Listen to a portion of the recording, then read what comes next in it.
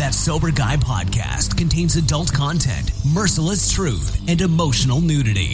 Listener discretion is advised. I'm Shane Ramer. You're listening to That Sober Guy podcast, and we help people stay sober.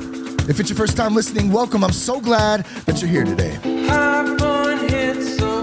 If you're looking to quit drinking or cut back on your drinking, we have one of the best 30-day alcohol-free challenges out there. It's helped hundreds of men all over the country quit drinking alcohol, become better fathers, better husbands, better leaders in their community. And we have lots of great resources, more podcasts. You can find all that by going to thatsoberguy.com. Be sure to also follow us on Instagram at That Sober Guy Podcast.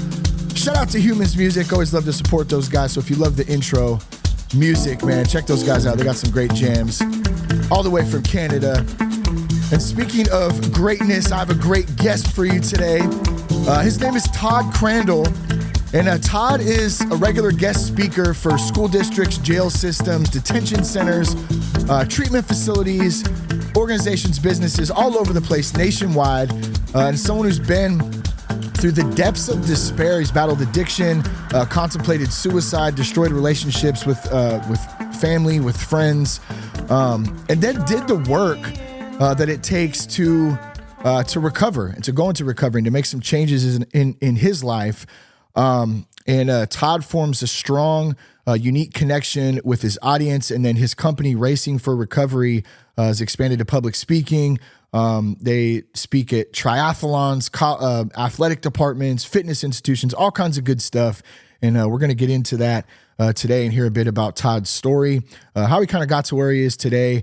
And then, of course, we're going to talk about some fitness stuff too. I know that's a huge part of my own recovery, and I definitely encourage those out there to stay physically, emotionally, spiritually fit in all aspects of life, to the best of your ability. So, Todd, it's really great to have you on the podcast today. We've been kind of scheduled this for a minute, and I'm really happy to connect with you. So how you doing today, and welcome to the show. I'm doing good, but I can tell this is going to be a good one. I loved your intro thing. That was very cool, man. Yep. This will be good. Yeah. Thank you. That always gets me pumped up. And a lot of people ask, oh man, you're still doing the podcast. We're actually coming up on 10 years in April of That Sober Guy and That Sober Guy podcast. So it's pretty exciting. And they go, oh, how long are you going to do this for? And I said, man, as long as I'm having fun and I'm able to help some people and talk to some great people and keep being of service, then there it is. So appreciate that. And so you're in Arizona, is that correct? I'm in Toledo, Ohio. Oh, Ohio. Why did I think Arizona? Totally off there. Ohio. But I did Ironman Arizona a couple times, and I love it out there. So Arizona's cool. It's just not home for me. Got it. Maybe that's where I was mixed up in. Yeah, because that's quite a different weather climate as well from Ohio. I've never been, but my father-in-law went to college there, and he always talks about how dang cold it was. Yeah, right. Yeah. Well, good stuff. Sorry, I had to take a sip there. So getting into a little bit about your background, where did this journey kind of start for you, Todd? Give us a little background about yourself so those listening can get to know you a bit. Well, I'll start with this. As a licensed professional clinical counselor who does work with, individual counseling, family counseling, all the stuff that I'm privileged to do at Racing for Recovery, I've realized 100% that people who are battling addiction are doing so because of some type of trauma that they experienced that they weren't quite sure how to cope with, that then they self-medicated with drugs, and the life falls apart. And I think that's one thing in the treatment world we really need to understand. It's more than telling somebody to quit drinking and go to some support groups and everything will be okay. That's that's one piece of a pizza, and I want the whole pizza, right? So for me, where this started and eventually led to what I'm fortunate enough to do today, my mom killed herself when I was 3 from her drug addiction.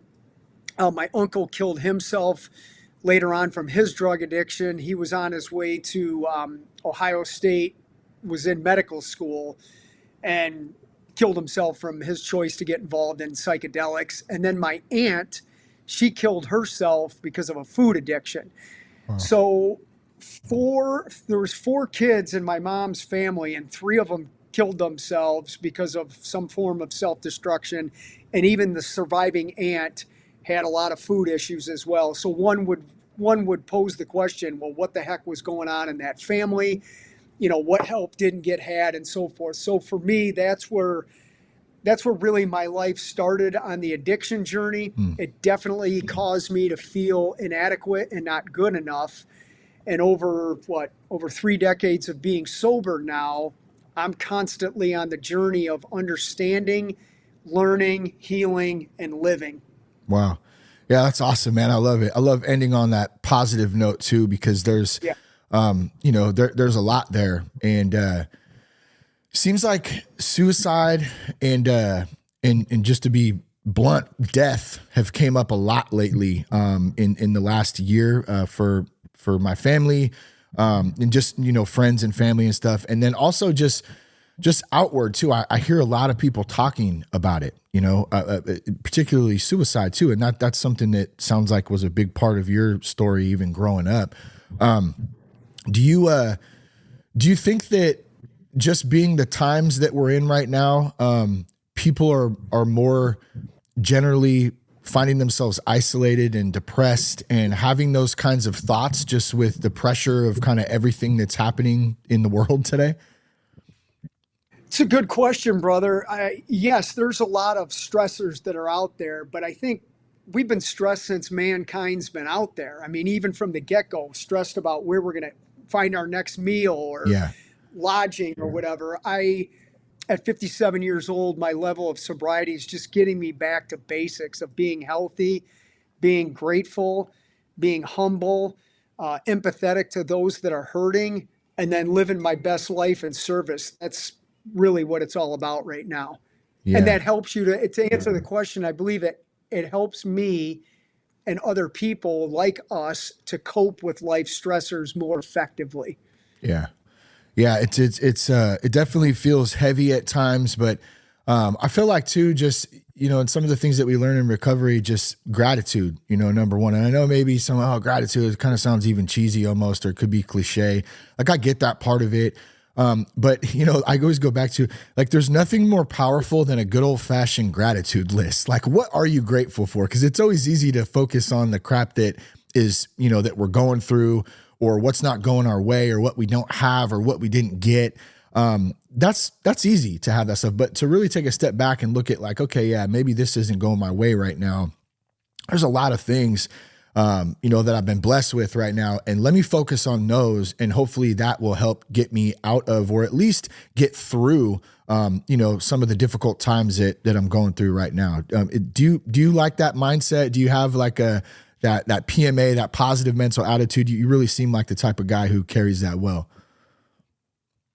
I love that. When you talk about gratitude, a lot of people will talk about things. Yeah. So as I'm talking to you right now, I'm grateful for 2 things: that I can see and that I can hear. That's good. Because by doing that, somebody's going to benefit from our conversation today. That's what being grateful is. Yeah, that's good. So when for you did it start to like take us back to, as far as like the addiction piece of your story? What did that look like for you? Did you start drinking at a young age? Like, did that kind of evolve as you got a little bit older, or what did that look like? When I do speaking engagements for kids, I talk about peer pressure, and I was a kid that was not peer pressured at all. My curiosity got the better of me. I was 13 years old and was at a party. I knew drinking was bad. I knew I was emotionally hurting. I was thankful that I was playing hockey and kind of had that as my outlet for a possible saving grace to get me somewhere. But I knew I just didn't, quote, feel right emotionally. And that's back to the trauma I talked about earlier. I just wanted to see what beer tasted like. And I took a couple sips of beer. I realized it tasted like crap. Still did during my addiction. But here's what happened. And I can remember this like it was yesterday. I knew I made a bad choice. And I was willing to make that choice, and I kept exploring it. Now, here's where the genetics kick in. I'm not a disease guy. I do not think addiction is a disease. It's a choice. But when you are genetically predisposed, like I assume you and I both are, or I know I am, I assume you are as well. Here's where it escalated. The second time I ever drank, it was an entire bottle of Jack Daniels, and I took 2 hits of speed with it. So it was like that for the next 13 years. Wow. And just to give you a highlight reel, I did it all and as much as I can do of it, and had all the problems that come along with it. That was my drug addiction for 13 years. And to answer your question directly, I knew the second time I drank, I was in trouble. I knew it, but I didn't care because I didn't have self-worth at that point. And my first time of gaining self-esteem is when I got my 3rd drunk driving charge in April of 1993, and I quit drinking. That was the first step to get some self-esteem. And by staying sober all these years, I'm constantly improving on that self-worth. Oh man, I love that. Dang, a bottle of Jack and some speed, huh? Just kicking it off, going all in right off the bat. Right. Well, I mean, why not? Right. Yeah. But I do endorse laughter. I do not take addiction lightly, but at some point we do have to laugh at the absurdity of this stuff as we understand the severity of it. And it's like, I'm 14 years old, pounding a 5th of Jack the first time I drank. I gratefully, I didn't die, but I didn't learn the lesson. Yeah. I did it again the next weekend and the next weekend, and the whole story that comes along with it. It doesn't work, man. It just doesn't work. Yeah, I love you brought up self-esteem. Number one, I think back when I was in treatment back in 2013, I'll still never forget this. It was always a group session. I had a counselor in there named James. James was hilarious, kind of an old hippie dude. And he would say, how do we build self-esteem? And everyone would say, by doing esteemable acts. Everyone would kind of say it together. And I always think about that. I'm like, oh yeah, it's real simple. It works. But self-esteem, confidence, security, man, that's a big one for a lot of people. And I know for myself, growing up, I was my own worst critic, my own worst enemy. Nobody was harder on myself than me. My confidence was low sometimes, I didn't have a lot of that. And it's taken a lot of time, over the years, and particularly these last 10 years since I got sober, to kind of work on that and start building it up. And it's much better today than it's ever been, but it's still a work in progress. And I have to check myself a lot of times and go, okay, wait, is this personal to you, or like what's the deal? So what's your take on self-esteem and confidence and just being valued, without trying to have to prove ourselves, I guess, at the same time? That's a great question.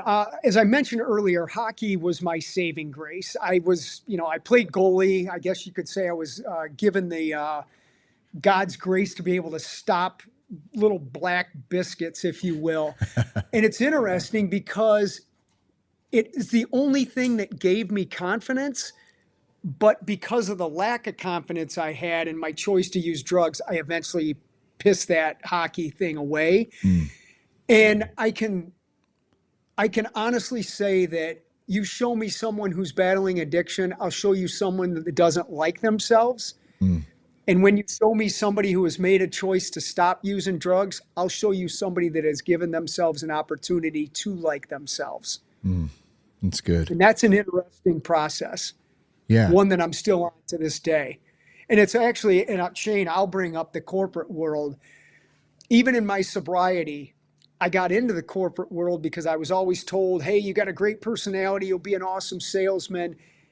And because I lacked self, I just followed what somebody told me I should do. And I realized in that world, I was so not confident. And my screen is getting jacked up here, dude. That's where it's going to go haywire. Damn.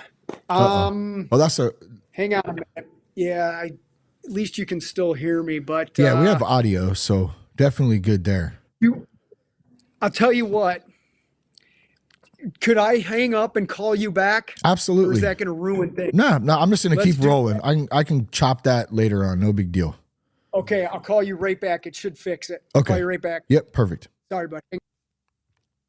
All right. So while we're waiting for Todd to give us a call back here, I mean, you got to love the tech stuff too, guys. Like and I'll say, if you check out, I need to put the Rumble channel and the YouTube channel in the show notes here, because we're going to start uploading video. And so bear with us with the tech stuff. Let's see. Todd's coming back on right now. Okay. There we go. Let me just make sure we're connected here. Todd, I believe. Guest. Okay, perfect. Yeah, good to go. That looks better. Sorry. Okay. So you were talking about the corporate space. Yeah. So in the corporate world, I've struggled with my own suicidal ideation, actually more so in sobriety than in addiction. And this is where I started to realize it. When I was sober and started calling on physicians, I felt so inadequate. It brought all the feelings back prior to addiction that I felt as a kid. Oh, and wow. I'm like, this is wrong, man. I got to fix this. And when I formed Racing for Recovery, the money went away that I was making in the pharmaceutical industry, which put a strain on my family and so forth. However, I found myself. And when I say I found myself, I found my life's purpose. And that has helped me over the course of since 2001 with forming Racing for Recovery to feely good about what I was doing with my life and service to other people. Yeah, I love that. And there's nothing better and more powerful and more fulfilling when we feel like we have purpose. And I could hear someone out there maybe listening to this right now going, well, how the hell do I find my purpose? So how do we find our purpose? Like, how do we, maybe there's a guy out there right now. And I only say this because I was that guy at one point. I was doing drywall, which, no disrespect, hard work. Like I worked my butt off in the union and I was traveling a lot, but I knew, I was making decent money at the time in my mid-20s, but like I knew that, and I could feel that God had something more for my life. Like I could feel that this wasn't my destiny to sand ceilings 8 hours a day, from one unit to the next. And I knew there was something more, but I just didn't know where to go. So do you have any advice or thoughts on that from, your own point of view? Dude, I love talking to you because we're not doing the damn war stories of addiction. We're talking about some real stuff here, man, Good, man. So when I'm training for Ironmans, I got into Ironman in 99, and you run against traffic, right? So I'll go out for a blast in the morning, running down the street, and I would watch all these cars passing me the other direction, and these people driving, and they're mad, they're frustrated, and I'm like, man, you guys are rushing to a job that you hate to achieve somebody else's goals. And they're looking at me like I'm crazy, and I'm looking at them like, you got to get some of what I have. And it's not just about running, it's the mindset. So to answer your question directly, to build self-esteem, or our life's purpose, we have to figure out what our life's purpose is not, and it's not to be addicted. That's how you set the stage to find out what your life's purpose is. And the short of it is, do what you want and the money will follow. If you're chasing money in a job that you hate, you're going the wrong way. And like I said, and I've done it twice, I've left significant cash on the table in jobs that I hated to start Racing for Recovery with no money. And eventually the money has come into my life. So the best thing I can say to somebody out there who's using drugs is to stop, get clinical help as to why you're choosing to do drugs to cope, and then let your life's purpose find you and enjoy the ride. Yeah, I love that. And I think when you're saying that, and you mentioned something about it, I think a few minutes ago too, about getting to know ourselves, our authentic self, and I have a buddy of mine who's going through some stuff right now. And I think he's got, 100 days, over 100 days, alcohol free, and making some changes and stuff. And we kind of talked about that the other day. And he said something to me. He said, well, I can't remember exactly how he said it, but he said, I'm not like a guy who feels or whatever. And I kind of stopped for a second and I said, yeah, but let me tell you, bro. Yeah, you are. You are somebody who feels. You are somebody who cares, who can get emotional. You know what I mean? We don't have to be we don't have to wear everything, but you're just newly exploring that. And it's exciting in that process, trying to find who we are, what our purpose is, back to that point. So I love to hear, especially when friends actually start to explore that, and because it's a whole new world opens up from that new perspective. Yeah. And then we can kind of go on our way and we go, man, I really think I like to do this or that, or, any number of things. God, I love talking to you, dude. It's interesting because the two things in my childhood, sports and music. Oh, dude, we're like on the same, that's exactly the same. Crazy, man. Yeah. I love it. Sports and music were my coping skills as a kid. They were still things that I did in my addiction, obviously physically not as well as I did in my sobriety, but I went back to them. So when I got sober, I picked up my hockey thing again after not playing. I kind of answered my own questions in that. And then I thought, well, what else could I do? And that's when I found the Ironman, which ironically was introduced to me in my addiction. And the enormity of the Ironman led me to pick up my passion for physical fitness. And by doing Ironman, 8 years into my sobriety, our local newspaper ran a story about me. That story resonated with our community, and thus I formed Racing for Recovery, and I've been doing it ever since. So if people can start making the connection of that quick story, I went back to what I enjoyed prior to addiction. I picked it back up. I did it because of no money. I just did it because I enjoyed it. And it led to this whole thing with Racing for Recovery. So my life has come full circle, and our actual building here is an extension of my bedroom. It's full of posters of rock people and athletes because that's what I aspired to be when I was a kid. And in essence, I've become a part of that in my sobriety. And now it's in service to help other people do the same. Yeah, that's awesome. It's unreal, man. So man. yeah, you found your purpose, your direction, like all that. And I want to get into Racing for Recovery and really talk about some fitness and stuff too. But I got to ask, is that a Motley Crue album behind you to your left? I think it's to your left. Dude, is that the Dr. Feelgood? I could see it kind of side, and I'm like, I think that's a Motley Crue album. That's awesome. Well, love it. I got to do this. So check this out. We're in my office. So there, nice. You can see my son and I with Motley Crue right there. I'll walk you around a little bit here. Sorry. I see. Yeah, right in the middle. There's a signed guitar from Motley Crue. And then here's one more. I think you can see that. Me with Nikki Sixx right there. Can you see that? Here. Yeah, there you go. Now I see. I'm just getting a little feedback on my end because I think my audio is coming through your speakers there. I think that's what it was. Oh, sorry about that, but that's all right. just and look, here's my point with this stuff, right? I never in a million years thought I'd be having a sober conversation with Nikki Sixx with my son. That's just another benefit of being sober, right? And that's part of what I always try and get my point across. It's the Racing for Recovery slogan. With sobriety, anything is possible.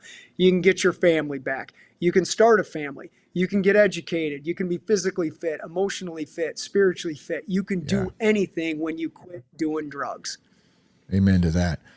Yeah, we don't have to numb. We don't have to escape. We can actually sit and live in reality. We could feel. I was singing the other day, like we've been dealing with some deaths lately with some people that we love, and it's as shitty as it is some days. In the feeling aspect, like I'm grateful that I get to feel today, and that's a hard thing to do sometimes because I always say this, and I've said it hundreds of times, and I probably always say it, like I didn't have the biggest problem, or I had a big problem with alcohol, and then drugs came into that too. But really the problem was like feeling stuff. Like I just didn't want to, I didn't know how to, I didn't know who I was, all that layers and layers and layers, you know, and over 17 years of using that stuff to kind of cope with life. And just to your point, you don't have to drink, you don't have to do drugs. And when you stop that, you start to connect to your reality. You start to connect to God, to your higher power. You start to find out who you are, and you can kind of move forward and start down that new path, you know, and there's lots of different resources and things that we can do. And I think this brings me into this next part here. You know, we're talking about emotional sobriety, spiritual sobriety, physical sobriety. So I kind of want to start there with the physical sobriety, fitness. Like, how's that been a big part for you? I know it's been huge for me in my recovery. Any thoughts, advice, sharing experience on how fitness kind of works for you into your daily lifestyle? Fitness of what anybody wants to do not only will enhance your life, at times it can save your life. And I'm saying that with a conviction of 150%. Yes, I've done 113 Ironman events. Damn. It's not about the Ironman. Today I ran 4 miles. If you got up and walked 50 feet, good job. If you ran 10 miles, awesome. If you lifted some weights, fantastic. It's not about comparing to what anybody else is doing or diminishing whatever amount you're doing. It's doing it for the health and mental benefits of it. When I say health, I'm talking mentally and emotionally. People feel better when they move. It's a natural endorphin release. It's a true, dare I use the word, high, but it's a great feeling just to get the body to move. We are people who need to move, and we've become a society that is a sedentary lifestyle that is destroying people. So the physical component, again, whatever you want to do at your level, I highly encourage people to do it first thing in the morning to embrace the rest of the day. Yeah. I love the morning workout, the morning walk. And I know a lot of people might feel a lot of pressure in that maybe they haven't worked out or done anything in a while. They've just been working. They've been doing the grind. They're trying to stay sober.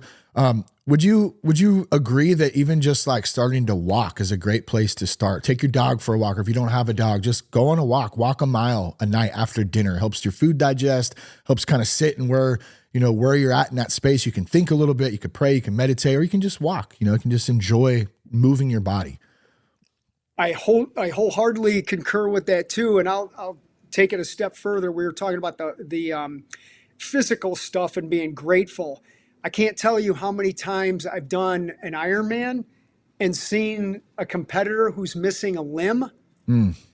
Okay. Wow. You talk about, I remember doing Ironman Hawaii a couple years ago and seeing a guy out there with one leg, and I'm, trudging along, and it's kind of like, oh my God, why am I doing this? My legs hurt or whatever. And I see this guy and I'm like, wait a minute, man, I'm grateful that both of my knees hurt right now. This dude has one. And it brings it back to gratitude, being committed to staying sober, being committed to train for and compete in an Ironman, and then looking at it with the whole purpose. I'm grateful I'm out here just doing this stuff. Yeah, I love that, man. That, I can't remember where I heard or read this, but it's like, have you ever just stopped and quit bitching and just been grateful that you have legs and you can walk? Like, just to start there, you know what I mean? And so like, that's powerful stuff, like to your point of the dude who's doing a freaking triathlon or a marathon with one leg. Like, are you kidding me? And, like we're blessed to have our limbs and just like you said, seeing, hearing.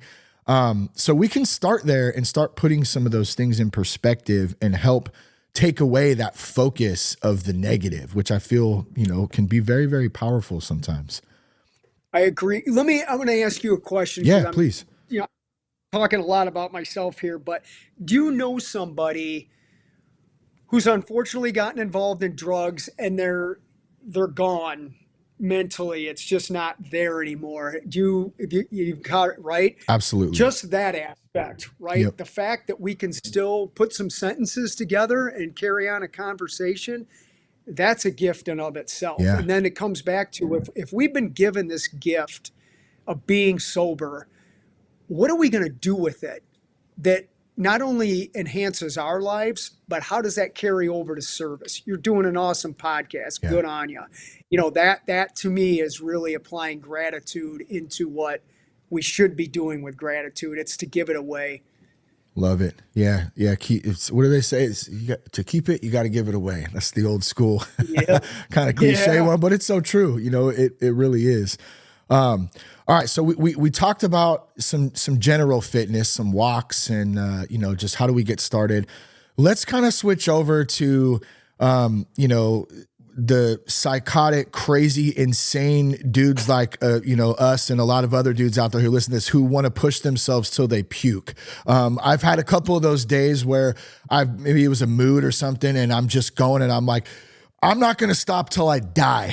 Like I'm drenched in sweat. I'm going to either puke or fall over right now. And I don't care. And I think it does go back to some of that, like that's a high in a sense, you know, I hate to say it, but I love to say it at the same time. It's much better than pounding bottles of vodka and doing drugs. So I'll stick with that, but I need that sometimes, you know? And so what is your take on that? You've done 113 marathons, I think you said, or triathlons. Like that's insane. Tell us about that. It's interesting because I'm always honest with what I share. I'm not addicted to Ironman. Yes, I've done 111 of them, but if you take 113 of them, if you take those Ironmans and you compare it to the days I've been sober, that's not an addiction. That's just some things I've done 113 times, right? But I have been overly active in them because it's been a great marketing tool to help me market Racing for Recovery. But one of the things that I have found with doing these crazy things is I've seen different cultures. I've learned, I've met some amazing people. I've experienced things that I didn't even see in textbooks when I was in school. It's shown me the world that I wouldn't have seen otherwise. And one of the things I've realized is, back to gratitude, grateful that a body works, but also understanding the science behind physical fitness. And I have found the further you go, the bigger the rush. And I'm always into the rush. I want to feel good, but I've learned to push myself, but not hurt myself. And that was good. A process to learn as well. You know, because I'm 57, I want to keep doing these, but you learn maybe you can't do them as effectively as you did before, but you can still get to the finish line, and that's what's important. Yeah. I guess I'm slowing down as I get older, but the further you go academically, the more you know. The further you go spiritually, the more at peace you're going to be, and the further you go physically, in my case, I found that it's a longer lasting rush. It's a different rush. It's more time to think when I'm out there. And those are the benefits of doing the longer stuff for me. Yeah. Yeah. So tell us more about Racing for Recovery. Like so someone out there who's never heard it or seen it or knows anything about it, you know, what's the platform? Do you guys host races? Can people sign up for stuff? Do they join a community? Like, what does that look like? I appreciate this question. So I'll tell you what Racing for Recovery is not. It's not an Ironman organization where you have to run marathons to be sober. That's not what Racing for Recovery is. However, we do encourage, obviously, the physical component of a balanced, holistic lifestyle. So Racing for Recovery got started because after I was in the newspaper article, people were calling me and they said, do you have something available that's not the traditional way of doing things? Now, here's where I'm not downgrading the traditional formats. I'm actually thankful for them because I got my start there. But I looked at some of the things that I was missing. I wanted to understand why my trauma affected me the way it did. And I wanted to not necessarily talk about my addiction in every meeting. I wanted to talk about how I was living, how I was overcoming adversities in my sobriety that can continue to let me live, So I formed Racing for Recovery to do a couple of things. One, to include everybody who's been affected by addiction, and one unique support group meeting format. So tonight is our weekly support group meeting. We have family there. We have people battling addiction there. We have the community there.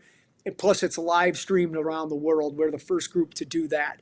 Oh, wow. I also went back to school and got a master's degree and licensed as a counselor.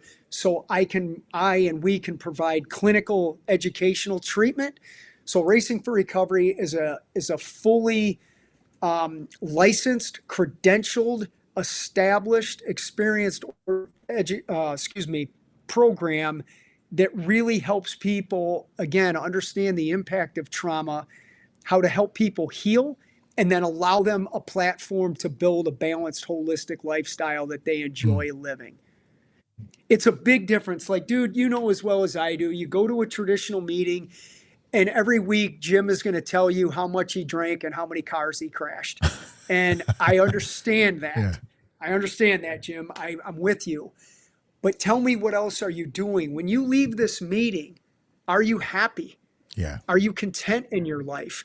Are you healing? Are you grateful? Or are you just go home and, with all due respect, have a couple of cigarettes and some unhealthy food and sit around and watch old reruns of Married with Children? You know what I'm saying? I'm like, come on, man, let's actually do some living. And again, I'm trying to use some humor, but I got sober to actually live. I didn't get sober to be miserable. Yeah, 100%. That's good. I got sober to live. I love that. What's up, best buddy? You going to school? All right. I love you, dude. Sorry, my son's coming out here. Killer. You out of here? Come on over here and say hi. This is my friend Todd. He does all kinds of cool marathons and sober. This is Cash. Hi, Todd. Hey, Cash. How you doing, buddy? Good. How are you? I'm good. Thanks for asking. You're welcome. You ready for school or what? You ready for school? I don't want to go, but I mean... I don't want to go. Yeah, we went to the Kings game last night, so he's got his Kings jersey on. He's ready to go. Yeah. Awesome. Yeah. Killer. All right, buddy. Give me a hug. I love you.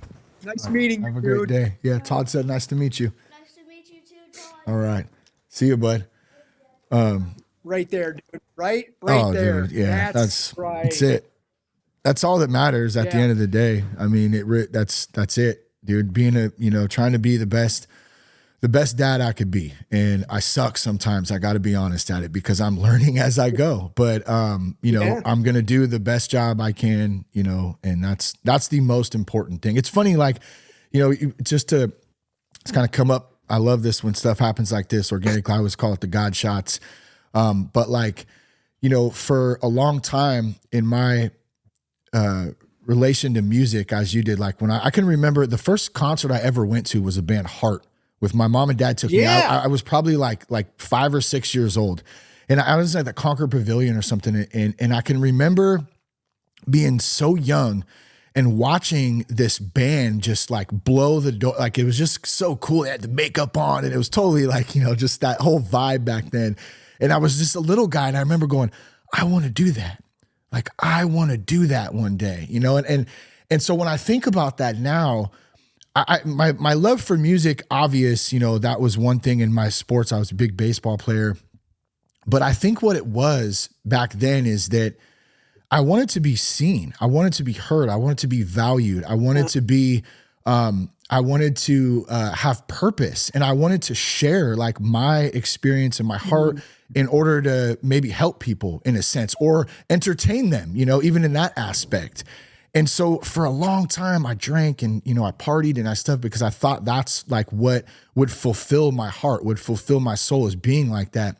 And it wasn't until even in just the last couple of years, and I'm still working through it, like all of that means nothing to me. Like my purpose here is to serve my family, to serve God, and to just be okay right with where I'm at, because it, like the old thing, I look at my feet, God's got me right where I'm supposed to be right now. So it helps to take a lot of that pressure of like, having to be seen and heard and like chasing this, this quote unquote dream. I'm living the dream right now, man. You just saw it firsthand. My son coming out here saying, hey dad, see you later. We went to a game last night. It was amazing. So sorry, I don't mean to go off on that or whatever, but I do think it's relevant to kind of what we're chatting about. It is.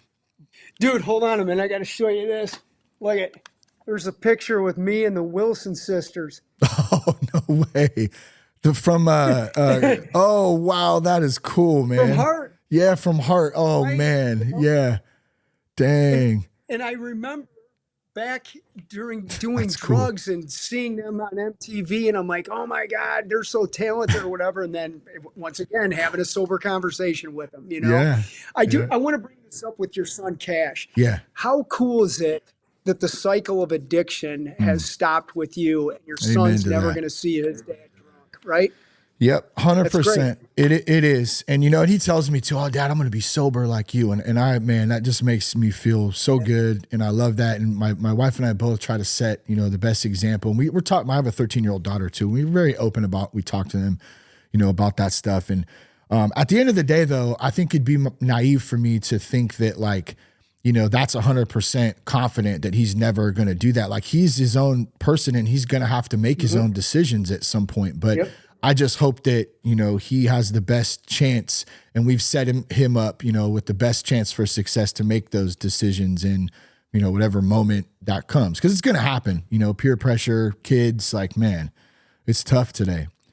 I have three of my four kids work with me at Racing for Recovery. Oh, It's no awesome. way. Oh man, dude, that is great. So you have got a whole family business pretty much that you've been able to just build upon and then bring your family in. Dude, that is cool. It's great. And this goes back, we were talking off the air about your podcast and I was giving you some flack for being in corporate America still, and here it's come me pursuing Racing for Recovery. It wasn't easy and it's come with a big price. That I don't want to get into on the show. If somebody reads one of my books, they can figure it out. But, anything worthwhile is not easy. And when you constantly invest, I'm not going to say sacrifice, when you invest in yourself to pursue your dream, there's going to be some casualties along the way, but it gives you an opportunity to really look at yourself and go, how committed am I to really living my life's purpose? And I can say for me, I answered the call and I'm thankful for that. I've learned a lot through adversity. Didn't get high over it. I looked at my faults and tried to improve upon them. I listened to what other people were doing and suggested, and I'm still standing. And I'm grateful that I stayed the course, man, because I'm talking to you today. Yeah. Oh, that's amazing, man. Congratulations on that. I know there's some congratulations, but like seriously, like that's pretty dang cool. Like breaking that cycle and then being able to live out your dream, your purpose, and then also involving your family in it, a family business in something that is meaningful and purposeful, and fun too. I'm sure it sounds like you guys get to have a lot of fun at the same time. And it's like, what is the point of doing anything if you're not having fun? So. Right. Like I said, I didn't get sober to be miserable. Yeah. I got sober to understand why I was drinking and then learn how to be at peace, not drinking. There's a difference just being, I'm not using and being miserable. I'm like, dude, come on, man. What do you need to turn this up a notch where you really enjoy not using because you're fully living? Yeah, I love it. Well, we just got a few minutes left, man, and be conscious of time today. I really enjoyed chatting with you, man. I hope we can chat off of, off the podcast and keep in touch. I'd like to see or learn more about Racing for Recovery and just see what you guys got going on out there. It sounds interesting. And any last thoughts? Or let me put it like this. For someone out there listening right now who is struggling, maybe they're early on in their trying to stay sober, or maybe they're just going through a hard time right now. Do you have any advice, any thoughts, any encouragement you could leave them with? Yeah, and first of all, I think that's a Raiders hat behind you, right? It is. And I got a Niner hat right next to it. It shows my loyalty, I guess, huh? I love Bay it. Area. I like the Raiders back in the day, even Yep. when so I love the Raiders. And I'll use the Raiders as an example. The Raiders remind me of toughness and consistency. They don't always win the Super Bowl, but they're still playing. And I love that, So to the person right now who's, let's say, watching this, who isn't probably in their best state of mind, you're listening to two guys who are just examples of what it's like to not use drugs anymore. You got two business owners. You have two people in service to other people. You have two fathers. You have two guys that can laugh. You have two guys that are willing to learn. That's what sobriety gives you. But you can't get it unless you quit drinking and you stay that way.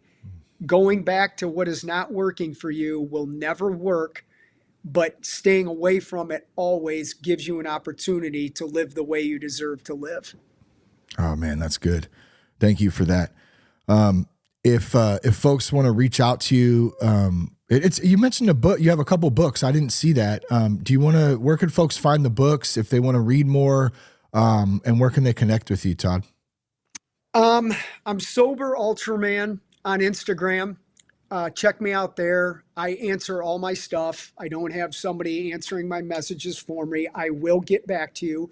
Racing for Recovery is everywhere. Check out our live stream every Thursday night, 6:30 Eastern on our YouTube and Facebook page.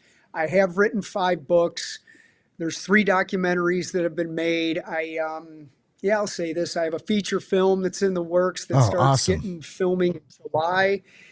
Blah, blah, blah. Been there, have a couple of media things out there. Take a look at them. Love it. If you can't afford one, I'll send it to you. Most of the stuff is free somewhere online. But Racing for Recovery and Sober Ultraman on your socials. Love it. I'll be sure to put all the links from today, all Todd's contacts and racingforrecovery.org will be in the show notes as well. Todd, man, this has been great. I hope to keep in touch, and thanks so much for coming on the podcast today, man. It's been a pleasure talking with you. I'm honored, dude. I definitely will be in touch with you, buddy. Yeah. All right. Well, don't hang up. Okay. Let's do one thing real quick. Thank you for tuning in today. Appreciate you guys. Always share the podcast with a friend. You can connect with us on Instagram at That Sober Guy Podcast. Once again, we'll put all Todd's links in the show notes. Be sure to reach out to him and connect with him. Peace, love, and respect. Keep your blood clean.